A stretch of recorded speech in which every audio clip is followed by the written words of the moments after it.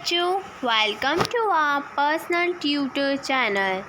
आज हम लोग हमारा पर्यावरण भाग 7 का 8वां पाठ पढ़ेंगे। मानव पर्यावरण अन्योन्य क्रिया, उष्णकटिबंधीय एवं उपोष्ण प्रदेश। तो चलो शुरू करते हैं पाठ। रेणुका बहुत उत्साहित थी।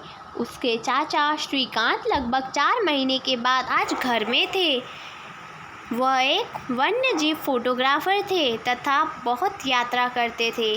बहुत छोटी उम्र से ही रेणुका की रुचि वन्यजीव एवं वनों में थी, जहां उसके चाचा ने प्राकृतिक संबंधी पुस्तकों से उसका परिचय कराया। दूरस्थ भूस्थला एवं वहाँ रहने वाले लोगों की तस्वीरें उसे हमेशा आकर्षित करती थी। विश्व के विभिन्न भागों के निवासी। यह चित्र दर्शाता है कि हमारे विश्व में कैसे अलग अलग भागों में अलग अलग लोग रहते हैं। रेणुका, इन तस्वीरों में तुम विश्व के विभिन्न भागों के लोगों को देख सकती हो। इनमें कुछ शुष्क रेगिस्तान से है, कुछ बर्फीले प्रदेशों से एवं कुछ गर्म वर्षा वनों से है। वे मुझसे कितने अलग दिखते हैं, रेणुका ने कहा। वे देखने में भले ही अलग हो, लेकिन उनके भोजन, कपड़ा एवं मकान जैसे जीवन की मूल आवश्यकता हमारे समान ही है, श्रीकांत चाचा ने कहा। उनके बच्चे भी शायद तुम्हारी ही तरह खेलते हैं।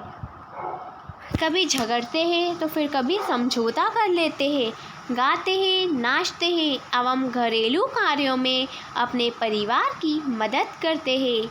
वे प्रकृति के करीब रहते हैं एवं जीवन के शुरुआत में ही प्रकृति की देखभाल करना सीख जाते हैं। वे मछली पकड़ना एवं वनों से सामग्री एकत्र करना सीख जाते हैं। अध्ययन 8, 9 एवं 10 में आप विश्व के विभिन्न प्राकृतिक प्रदेशों के निवासियों के जीवन के बारे में सीखेंगे। क्या आप जानते हैं, जब स्पेन के अन्वेषकों ने इस नदी की खोज की, तब सिर पर सुरक्षा कवच, हेडगियर एवं घास के स्कर्ट पहने कुछ स्थानीय आदिवासियों ने उन पर आक्रमण किया। इन आक्रमणकारियों ने उन्हें प्राचीन रोमन राजस्य के अमेज़न नामक महिला योद्धा के आक्रमण समूह की याद दिला दी। इस प्रकार यहाँ का नाम अमेज़न पड़ा। अमेज़न बेसिन में जीवन। अमेज़न बेसिन के विषय में जानने से पहले हम मानचित्र देखें, जो कि चित्र 8.2 है। दक्षिण अमेरिका में अमेज़न बेसिन। दक्षिण अमेरिका में अमेज़न बेसिन। ध्यान दें कि उष्णकटिबंधीय प्रदेश कर्क रेखा और मकर रेखा के मध्य स्थित है। भूमध्य रेखा के 10 डिग्री उत्तर से 10 डिग्री दक्षिण के मध्य से भाग को भूमध्य रेखीय प्रदेश कहते हैं। अमेज़न नदी इसी प्रदेश से होकर बहती है। ध्यान दें कि यह पश्चिम में पर्वतों से निकलकर पूर्व में अंध महासागर में कैसे पहुँचती है। जिस स्थान पर कोई नदी किसी अन्य जल राशि में मिलती है, उसे नदी का मुहाना कहते हैं। अमेज़न नदी में बहुत सारी सहायक नदियाँ मिलकर अमेज़न बेसिन का निर्माण करती है। यह नदी बेसिन ब्राज़ील के भागों, पेरू के कुछ भागों, ब्रोविलिया, इक्वाडोर, कोलंबिया एवं वेनेजुएला के छोटे भाग से अपवाहित होती है। क्या आप इन बेसिन में स्थित उन देशों के नाम बता सकते हैं जिनसे भूमि रेखा गुजरती है? शब्दावली। सहायक नदियाँ। यह छोटी नदियाँ होती है जो मुख्य नदी से मिलती है। मुख्य नदी अपनी सहायक नदियों के साथ जिस क्षेत्र के पानी को बहाकर ले जाती है, वहाँ उसका बेसिन अथवा जल संग्रहण क्षेत्र कहा जाता है। अमेज़न बेसिन विश्व का सबसे बड़ा नदी बेसिन है। अब है जलवायु। जैसा कि अब आप जानते हैं कि अमेज़न बेसिन भूमध्य रेखा के आसपास फैला है और पूरे वर्ष यहाँ गर्म एवं नर्म जलवायु रहती है। यहाँ का मौसम दिन एवं रात दोनों ही समय लगभग सामान्य रूप से गर्म एवं आर्द्र होता है तथा शरीर में चिपचिपाहट महसूस होती है। इस प्रदेश में लगभग प्रतिदिन वर्षा होती है और वह भी बिना किसी पूर्व चेतावनी के। दिन का तापमान उच्च एवं आर्द्रता अति उच्च होती है। रात के समय तापमान कम हो जाता है लेकिन आर्द्रता वैसी ही बनी रहती है।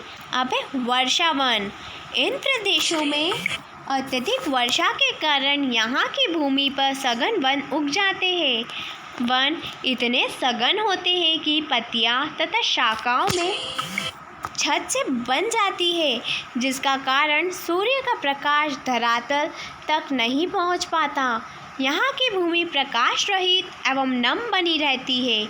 यहाँ केवल ही वनस्पति पनप सकती है जिसमें छाया से बढ़ने की क्षमता हो। परजीवों पौधों के रूप में यहाँ आर्किड एवं ब्रोमियाल पैदा होते हैं। वर्षावन में प्राणी जात की प्रचुरता होती है। टुकन, गुंजन पक्षी, रंगीन पक्षित्व वाले पक्षी एवं भोजन के लिए बड़ी चोंच वाले विभिन्न प्रकार के पक्षी जो भारत में पाए जाने वाले सामान्य पक्षियों से विभिन्न होते हैं, यहाँ पाए जाते हैं। प्राणियों में बंदर, स्लॉथ एवं चींटी खाने वाले टेपिड भी यहाँ पाए जाते हैं। सांप एवं सरीसृप की विभिन्न प्रजातियाँ भी इन वनों में पाई जाती हैं। मगर सांप, अजगर तथा एनाकोंडा एवं बोआ कुछ ऐसी ही प्रजातियाँ हैं। इसके अतिरिक्त हजारों कीड़े मकोड़े भी इस बेसिन में निवास करते हैं। मांस खाने वाले पिनान्य मत्स्य समेत मछलियों की विभिन्न प्रजातियाँ भी अजमेर नदी में पाई जाती है। इस प्रकार जीवों की विविधता की दृष्टि से यह बेसिन असाधारण रूप से समृद्ध है। क्या आप जानते हैं ब्रोमीलाइट एक विशेष प्रकार का पौधा है जो अपनी पत्तियों में जल को संचित रखता है। मेंढक जैसे प्राणी इन जल के पैकेट का उपयोग अंडा लेने के लिए करते हैं। वर्षावन के निवासी। यहाँ के लोग छोटे से क्षेत्र में वन के कुछ वृक्षों को काटकर अपने भोजन के लिए फसल उगाते हैं।